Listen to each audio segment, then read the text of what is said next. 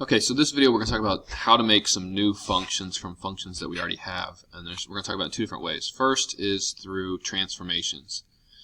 So if we want to have a function f of x and we want to translate it up, down, left, or right, where do we do that at? So if I want to move something up, I take the function itself and then I add a constant to the outside of it. If I want to move it down, I take the function and then I subtract a constant.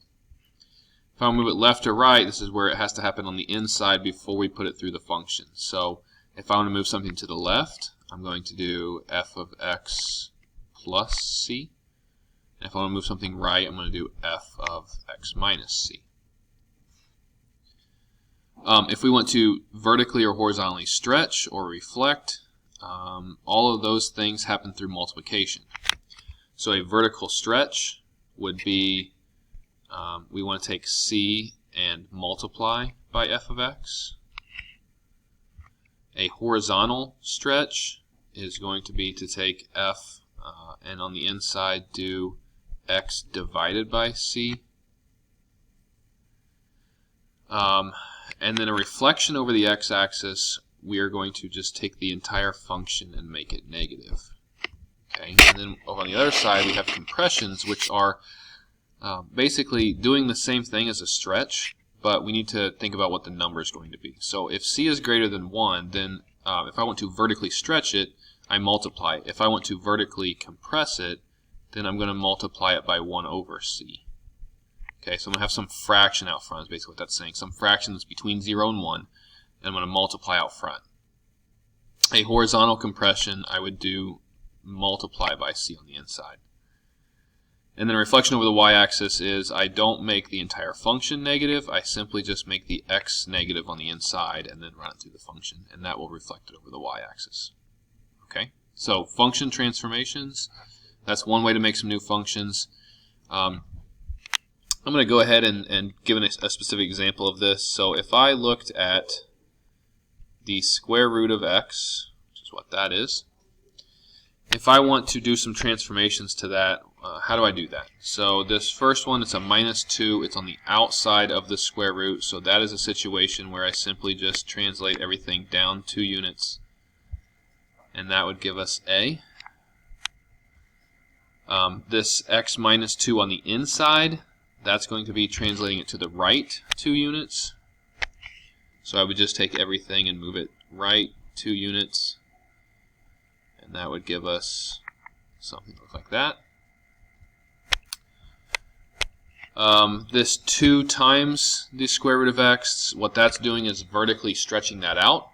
So it's still going to be stemmed at 0, 0, but then instead of when I go over 1 up 1, I'm going to go over 1 up 2, and then I have over 4 up 2. I'm going to go over 4 up 4. I'm going to keep doubling my y coordinate there, and it's going to make it a little bit taller. That is what C would be. D, we have a reflection, and the negative is outside the function, so that is a reflection over the x-axis, which is going to look like this. And then the last one, we have a negative, but on the inside, so that's a reflection over the y-axis, would look something like that. Okay. So I think that you've probably done enough with function transformations at this point in time to where hopefully that is pretty easy to do. The other way to make new functions from old functions is through function combination, and specifically function composition, which is what part of this is. So if I combine functions, here I have 2 functions. I have f of x, which is x minus 2, and I have g of x, which is a quadratic, x squared plus 3x plus 4.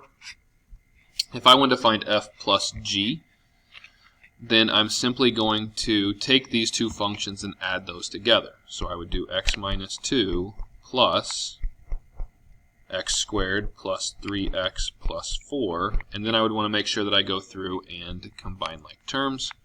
So I would have x squared plus 4x plus 2.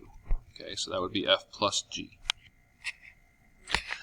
F minus g, I would do x minus 2 minus x squared plus 3x plus 4. You want to make sure that you're subtracting the entire function g here. So I need to get this negative distributed through to all three of those terms, which is going to give me negative x squared, minus 2x, and minus 6 if I combine like terms as I'm doing that. Okay, so adding and subtracting, that should be pretty easy. Number 3, if they're written together like that, that's multiplication. So I'm doing x minus 2 times x squared plus 3x plus 4. And if that's the case, you just want to distribute. I'm going to move this down a little bit. So we just want to distribute the x through and then distribute the minus 2 through. So that would be x cubed plus 3x squared plus 4x. And then distribute the negative 2, minus 2x squared minus 6x minus 8. Combine like terms, x cubed plus x squared minus 2x minus 8.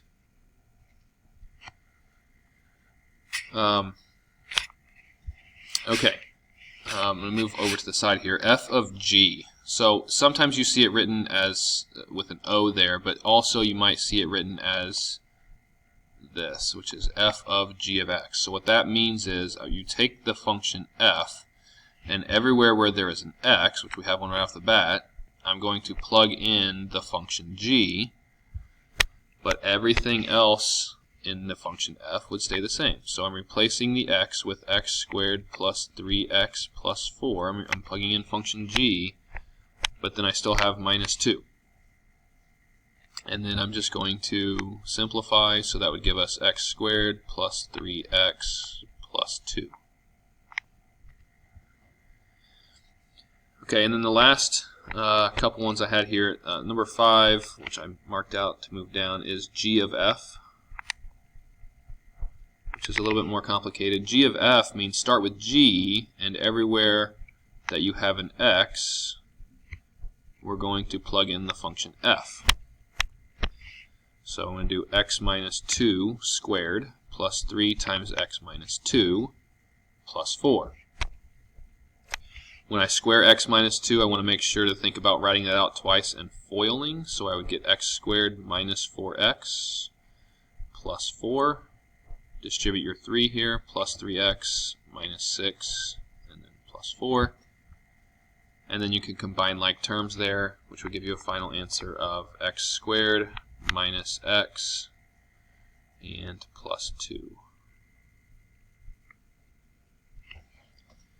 And then for f of x, f of x says take the function f and plug in the function f, which would give us x minus 4.